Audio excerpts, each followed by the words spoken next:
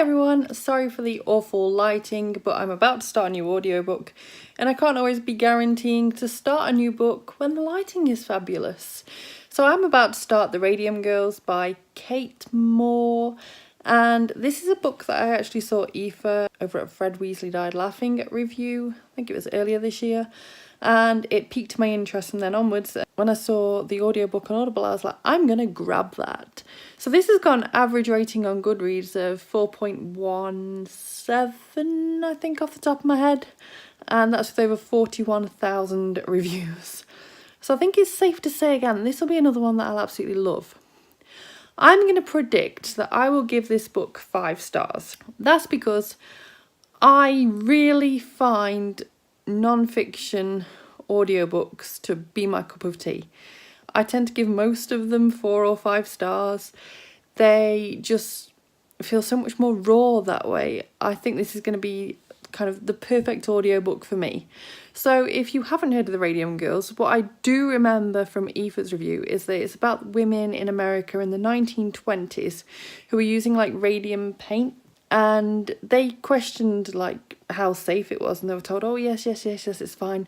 But then all these years later they get like health issues. That is all I really remember, along with the fact of it being described by Aoife as gruesome at times. So this might not be the easiest of listens at times, but all the same, I'm really excited to go and pick it up. So I'm just going to head off up to bed now and listen to this a bit while I'm kind of having a shower and just chilling a bit. Yeah, I will probably update you very soon with how I got on with the book. Hi everyone, so I finished reading The Radium Girls, and oh my goodness, was my prediction correct. I gave this book 5 stars. I was tempted to give it 4. I was really tempted to give it 4.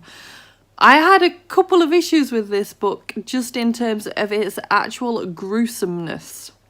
So this book follows the story of the Radium Girls, and these are women who painted like clocks and things with radium in the early 1900s, so like the 1920s especially. And it wasn't just that their exposure happened from actually doing that, but something called lip pointing was a thing as well. So they'd dip the brush in the radium, kind of put it on the clock face a bit, and then they'd stick the brush in their mouth to get off the excess or to get rid of the clumps, and then they'd do it some more. Some of them even liked the taste. They'd be like, they're like eating a little bit, each to their own. And meanwhile, others just found it impossible to do the job without doing that. It's also worth saying that some of them didn't want to do that, but at some points they weren't given any other way to actually clean the brush. It was then discovered that these women were suffering kind of poisoning, basically. It was such a hoo-ha trying to get that proven in court, and that's what this book covers, basically, like not only how the women get to this point, but also the court cases, and also just the terrible fight they had to put up to get this recognised in any way, shape or form, which will, as confirmed in the book, have kind of shaped the way for the way that future went. Not just with radium in this sense, but also with nuclear bombs and all that kind of thing. It really kind of made the world what it is today. Without these women fighting for this and getting their points heard in court, who knows where we'd be today. I love this book, as I said, but I did have some issues with the gruesomeness. And I was tempted to give it 4 stars because of the gruesomeness. I mean, like, I nearly gave up eating my dinner. I was listening to the audiobook while eating my lunch at work, and it put me off my dinner. Legitimately, I pushed my dinner to one side and gave up eating it for a little while before I was like, wait a minute, I need to actually eat. So I turned off the audiobook, tried to clear my head, and then ate the food. But even then I was struggling, and it's just because it is so graphic. And as I said, that did put me off a bit. But at the same time, I was like, I can't mark this down a star for this, because this is what these women really went through. It is terribly gruesome. If you are not up for that, you maybe should exercise caution before picking this book up. But at the same time, I feel like it's the sort of book that everyone needs to read. It's one of those, it's just really important and eye-opening and interesting as much as anything. I just think that non-fiction is such a fascinating genre to actually pick up occasionally, and you learn so much about people as we are today, quite frankly, because we wouldn't be who we were if history hadn't happened the way it had.